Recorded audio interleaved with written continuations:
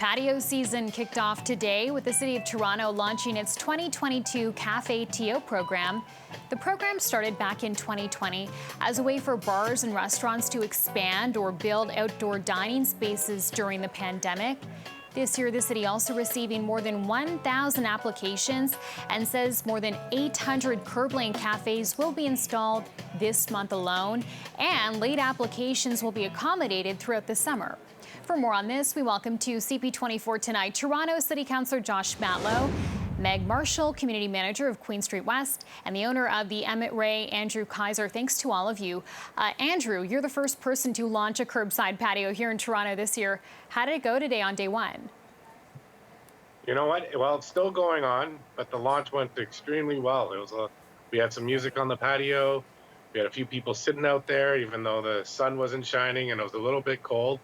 But it warmed up, and yeah, it went really well. So here we are, year 3 of this Cafe T.O program.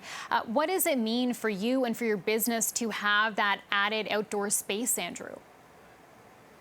I think it's huge. I think it brings the community together quite a bit. Over the last couple of years, we got to know a lot of people in the neighborhood a lot more. It's made us a lot more tight.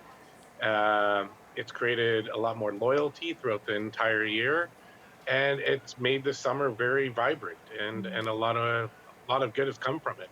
And then there's the financial side, revenue that we've never been able to get before, which is so important right now. Yeah, how much did it improve business?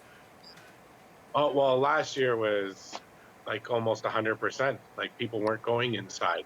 Right. So we would have been at zero if we didn't have the patio. Right. So, Meg, as we now enter our third pandemic summer, has the city streamlined this Cafe T.O program and process enough?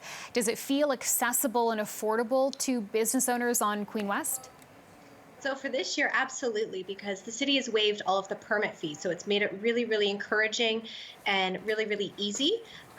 There's a couple of different iterations of the Cafe T.O side patios, including curb lane, which is what the Emmett Ray had today, and it looks fantastic, Andrew. I've had many businesses message me and say that they're envious of what you have right now. And there's sidewalk and small frontage. So the sidewalk cafe is going into permanency, so that's a little bit more complicated, but the curb lane iteration is quite simple for a business to apply for. Yeah, talk about how meaningful that is, say, on, a really busy street like Queen West, to have the sidewalk program permanent now. A lot of businesses wouldn't have been able to have a patio if it weren't for these programs, so it extends a business's footprint significantly, and as Andrew alluded to, it really helps with the financial side of the business. So also announced today, the city's amplified live music on patios program expanded from 4 City of Toronto wards to 8. How will that change what this summer sort of looks and sounds like across the city, Councillor Matlow? It's going to mean that, along with all the wonderful things that you just heard about from your other guests with respect to a more animated streetscape, success for our small businesses to be able to serve more customers, it's also just going to be a lot more fun. And as Mayor Tory said earlier, we are all hearing from Toronto residents that they supported both Cafe T.O along with, having more music and animation on the streets. Both, yes, they want to support small businesses and they wanted them to survive. But the general feedback is that we're finally getting what we've envied in Europe and around the world for so long. We're having a really cool, fun patio culture in Toronto for the first time, and they want to see that expanded and enhanced. Yeah, I think what you're alluding to is that sort of European feel of going out in the summer when it's warm outside and having, people sitting outdoors. And that was, a huge comment last summer. Andrew, how much does this live music change how long people stay out for and how much they spend? Will this mean a boost in business for you? I think it will for sure. Like, we already worked with our BAA, the College Promenade, last year, and we did the Sounds of September. So we were running live music on the patio as a pilot project last year with the City of Toronto and our local BIA. And that went really well. We had bands on different locations that had bars attached, like the Emmett Ray. And we also had live music just on the side of the street for people to enjoy in an alcohol-free environment as well. And I think that's really important. I think that gives a heartbeat to the city it gives life, it gives energy. Music drives us. It's been part of our culture for longer than we know we've had a culture. Meg, you mentioned, this sidewalk portion of Cafe T.O is going permanent. Are there other parts of this program that you'd like to see do the same? Definitely the music piece, because it isn't rolled out across the city. Hopefully in 2023, all areas of the city can benefit from that as well. So that would be one plus. And just seeing things done in a faster rollout, which I have to give a huge credit to the city this year.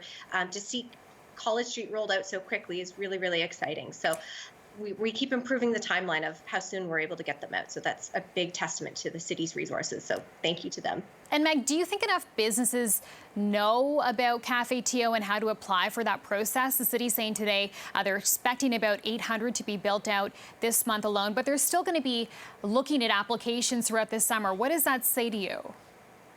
I think it's kind of a wait and see approach that some businesses have. They just want to fully understand what they can and can't do.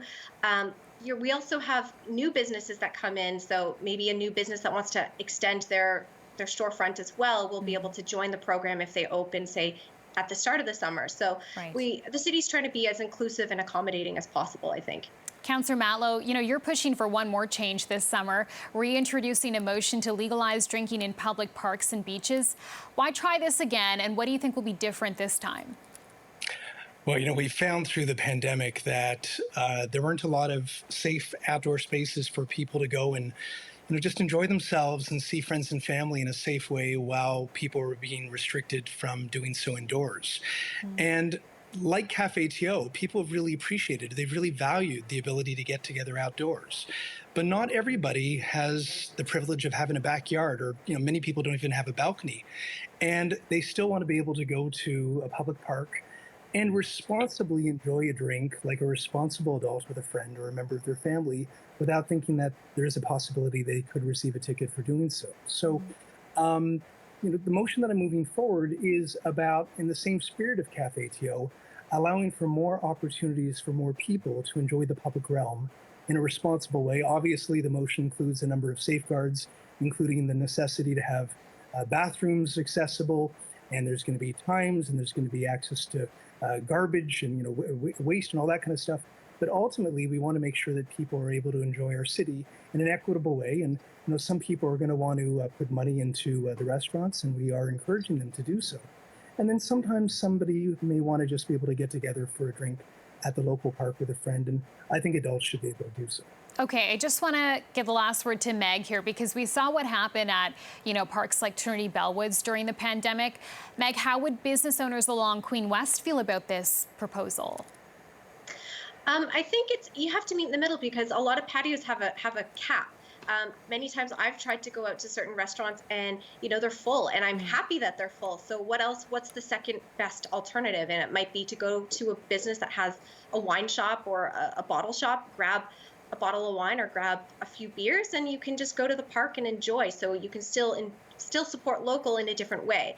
So I think it's a kind of a creative catch-all solution. All right. Thanks so much for your time and your perspective to all of you. Josh Matlow, Meg Marshall, and Andrew Kaiser. Thank you. Thank you very much. Thank you.